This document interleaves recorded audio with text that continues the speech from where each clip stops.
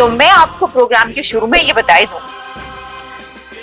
कि इंडिया अब कतर को भी वैसे ही एक्सपोज करेगा जैसे उसने कनाडा को किया।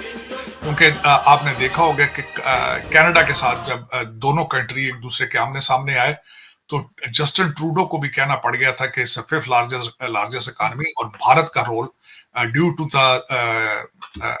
Global south. कतर का जो फैसला है वो कतर को ही एक्सपोज कर रहा है, क्योंकि भारतीय नौसेना के ये जवान, उनको इस तरीके की सजा, और सार्वजनिक भी नहीं किया गया है कि फैसला क्या था, क्या रखा गया, उसको कॉन्फिडेंशियल रखा गया है। कतर ने शायद कनाडा का मामला देखा नहीं, और मुझे पूरी उम्मीद है कि ये जो सरकार है भारत में नरेंद्र दामोदर दास मोदी जी की, कतर को भी पाकिस्तान, कनाडा और हमास की तरह नाक रगड़वा के ही रहा। अब इंडिया कतर को शॉक करने वाला है।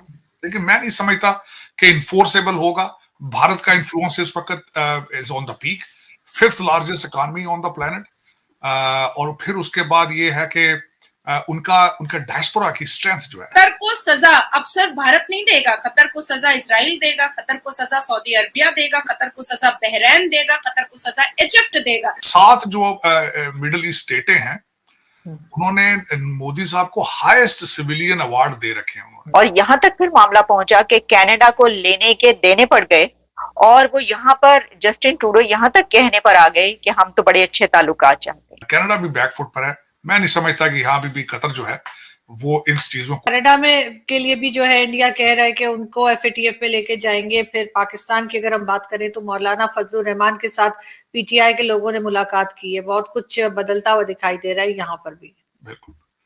देखिए, कतर के अंदर 8 लोगों को जो नेवी ऑफिसर्स हैं, रिटायर्ड ऑफिसर, जो कि धारा ग्लोबल टेक्नोलॉजीज पे के लिए काम कर रहे थे, वहां पे कतरी उनके जो फोर्सेस थे उनको ट्रेन कर रहे थे, तरबियत कर रहे थे। उनके ऊपर इल्जाम है कि उन्होंने इटालियन सबमरीन है उसके लिए उससे वहां उसकी इंफॉर्मेशन जो है वो इजराइल को दी है।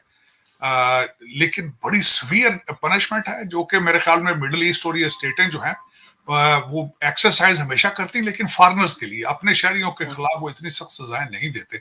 आपने देखा होगा कि इन सऊदी अरेबिया बिलखसूस पाकिस्तानी, बंगाली, नेपाली, इस तरह के लोगों को फांसियां भी देंगे, हाथ भी काटेंगे, सारा कुछ।